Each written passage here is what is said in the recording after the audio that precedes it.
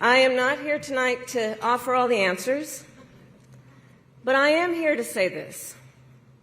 You are not alone, and we are all in this together.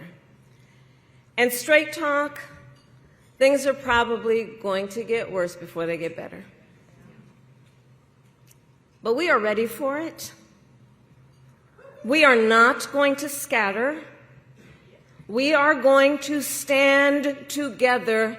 So look, some people are describing what's been happening in recent months as absolute chaos. And of course, I understand why. And it's certainly true of those tariffs. Tariffs that, as I predicted, are clearly inviting a recession. But friends, please let us not be duped into thinking everything is chaos.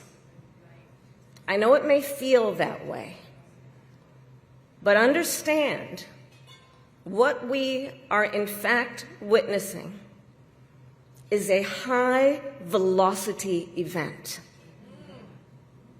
where a vessel is being used for the swift implementation of an agenda that has been decades in the making.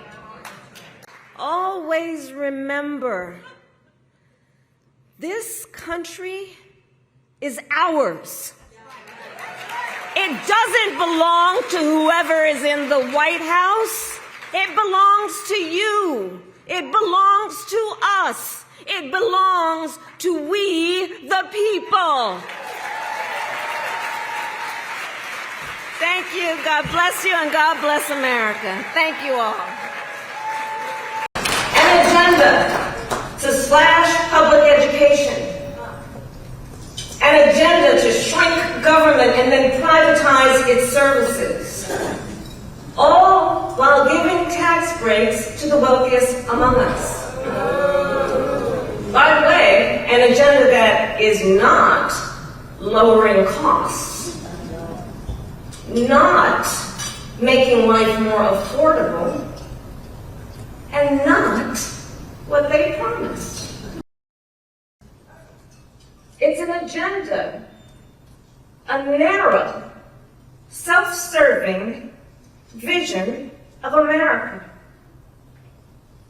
where they punish truth tellers, favor loyalists, cash in on their power, and leave everyone to fend for themselves. We are living in a moment when the checks and balances upon which we have historically relied have begun to buckle.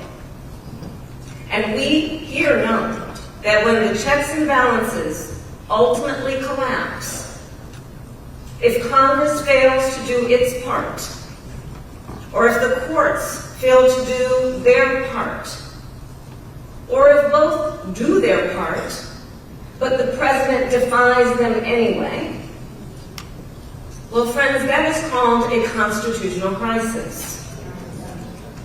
And that is a crisis that will eventually impact everyone.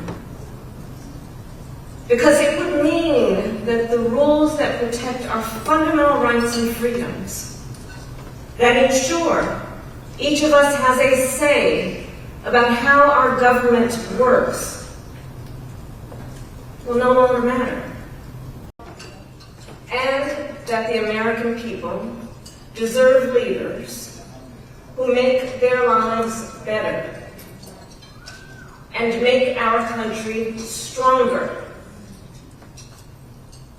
But sadly, we have seen quite the opposite over these past few months.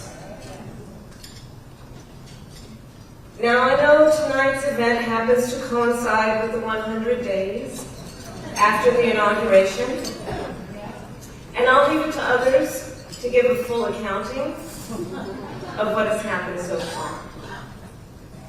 But I will say this. Instead of an administration working to advance America's highest ideals, We are witnessing the wholesale abandonment of those ideals.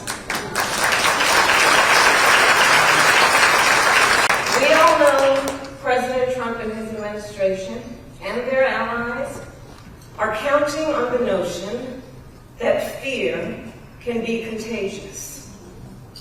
They are counting on the notion that if they make some people afraid, it will have a chilling effect on others.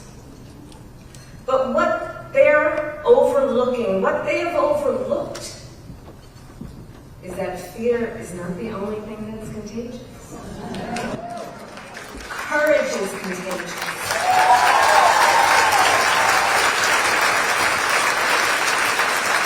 The courage of Americans who are banding together in the face of the greatest man-made economic crisis in modern presidential history. The courage of Americans we are seeing who are rallying at Social Security offices to protect their hard-earned benefits. Of Americans who are speaking out to say, it is not okay to violate court orders. Not